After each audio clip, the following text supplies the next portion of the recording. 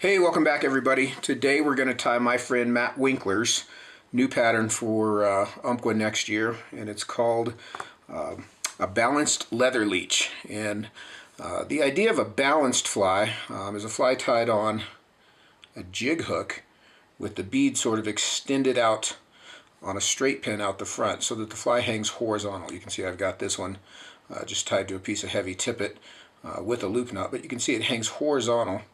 And it's made to hang under an indicator or to fish horizontally. Pretty crafty idea there. But what Matt has sort of kicked up a notch is this slinky little ultra suede tail that he's added to sort of a conventional mohair leech pattern. That is super wiggly, really good action on that, and a very simple tie as well. So we're going to start with an Umpqua XT500 jig hook, and this is a size 10 that we've got here. This is a barbed jig hook, and I tend to like these barbed hooks just because it's not that I don't pinch them down, but the barb allows me to hang a dropper off of it as well, if need be. It's not something I necessarily do with this pattern, but if I needed to, I could do it with this jig hook with the barb. So what we're going to do is we're going to start with a Dressmaker pen, and what I've done here is just sort of measured, see if you can see my little notch there, you can see back by my fingers. I've sort of measured about how long this needs to be. I want this to extend off the front of the upright here about another half a shank or so. So I've made a little notch there, and I'm going to come in and I'm just going to chop that off with a pair of wire cutters. And I want to save the head of the pin. And onto it, so we've got just the head here, onto that piece that I've cut off, I'm going to take a tungsten bead, and this is a 1/8 inch, in the case of this olive one, we're going to use a 1/8 inch copper tungsten bead. And what I've done is I've threaded that on with the countersink toward the pin head. So you can see when I pull that down in there, that pin head is hidden inside, and that's what anchors the bead in place. So I'll take and set that aside for a second. I'm going to come in with some 6/0 UNI-Thread, and I'm going to start this and just start dressing the shank. I just want to make a smooth, even thread base. I'll go ahead and go all the way back to the bend and then come back up to the front. And then I'll take my pin here and lay it in right on top of the hook and just start binding it right to the shank. And you can see where that cut end extends to. Slide my bead forward here. You can kind of see where my extended piece extends to. On the first couple of these, you might want to kind of hang a couple of them, early. Even just tie up to this point and hang them just to make sure that they balance correctly, so that they hang horizontally. Or once you've got one, you can use it as sort of your gauge. And I'm pretty darn good there. So I've been practicing. So I'm going to anchor this down in place, jump off the end of that pin, come right back up to the front, and then when I get to the eye, I'm going to jump over it and wrap right up to the back of the bead. And at the back of the bead, I'll make a little thread dam here. So we're just going to make a wedge of thread to kind of pinch that bead in place up against the head of the pin. And obviously this doesn't have to be real pretty. We're going to have covered this up, plenty of chance to cover this up. So once I've got that all anchored in place, I'll run my thread all the way back to the bend, like so. Now for the tail, this is a piece of what Matt calls leech leather, which is dark olive ultra suede. And we want this about the shank length long, which now includes the hook shank and the pin. So I'll measure that there, and then I'll lay that in on top, and you can kind of soft wrap it to get it to buckle around the hook. Let me get a couple more turns on it here and I'll let you see. So that buckles around the bend of the hook. And then I'll anchor that in place right up to the back of the pin, and I can cut off any extra there.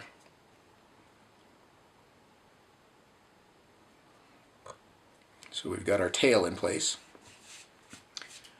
And now I'm going to come in and I'm going to make a dubbing loop. And in the case of this dubbing loop, this is nothing special here. I'm going to make about a 6-inch long dubbing loop. Cross my thread over and capture that. And then I'll bring my thread right up to the back of the bead. And what I do here, I know you can't see it here on the camera, but I'm going to take one leg of that dubbing loop and put it in my material spring, so that just is going to hold this open while I grab my dubbing. Now the dubbing for this is Arizona semi-seal dubbing in Peacock green, and this is a great color. You can see it's a lot of different textures, a lot of different colors kind of mixed together in there. They're really beautiful stuff. And I'm going to take a pinch of this, and I'm going to start to add it to the dubbing loop. So I'll pull my loop down,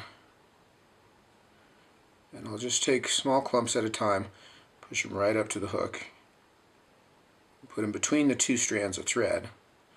And you want to do this fairly sparsely.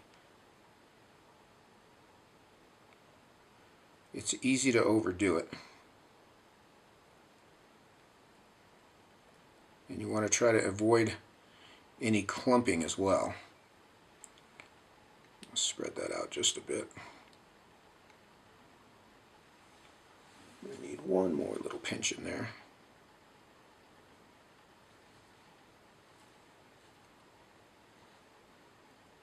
Here at the bottom.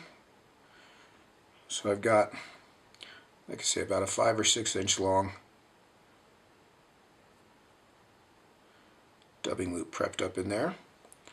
I'm going to pinch my thread just below my dubbing whorl, and I'll spin it up and just sort of let the spin start to work up the thread. And I want to twist this up good and tight.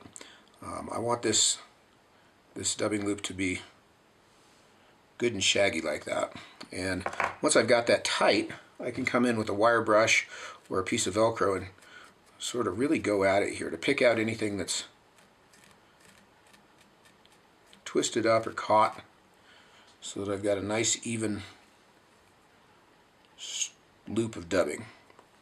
And I'm going to use the bare thread here at the base to kind of work back right to the base of the tail. And then I find the easiest thing to do here is, rather than think of wrapping this one turn right in front of the other, I like to spiral it out just a bit. So kind of think of palmering more so than butting the turns one next to the other. I'm just going to start to wrap this dubbing loop forward. And you can see I sort of comb the fibers back out of the way as I go, right up to the eye of the hook. And then once there, I'm going to jump around, and I'm going to come in front onto the pin. And I'll just continue wrapping as if I were on the shank.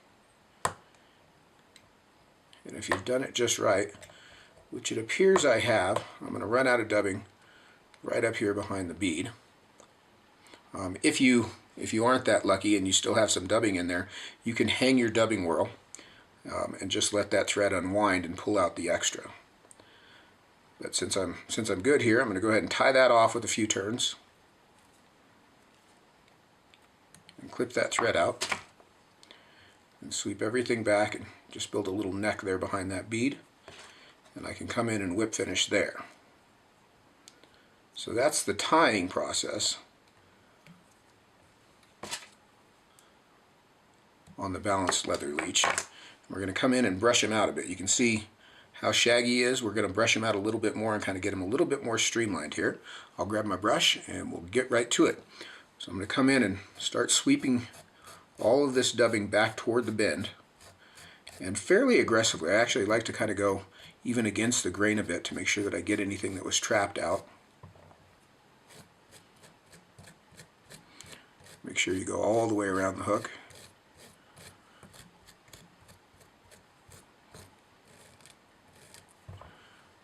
About like so. If you've got anything extra long, you can come in and trim that out. We really don't have too much here, but you know, rather than come in at a straight angle, I like to kind of sweep things in to keep that sort of leechy shape. And there we've got our finished balanced leather leech. You can see the hook eye peeking out there in the middle, right there, to keep everything upright and horizontal in the water when we fish it. Pretty creative little pattern. Great for carp, great for trout in lakes. You could certainly dead drift this under an indicator in a river. Keeps it horizontal. It kind of brings to mind some other applications for the same kind of thing. Matt's a pretty creative guy. He catches much bigger fish than I do, and he knows his stuff. So when he's got a secret little pattern and I stumble onto it, you can bet I'm gonna tie a few up. So give these a whirl. See what you think. If you're a Stillwater guy, you're gonna love it. If you're a carp guy, you're gonna love it. And even if you're just a river guy, this is a pretty darn good pattern. So I hope you enjoy it. Thanks for watching. We'll see you again next time. Take care.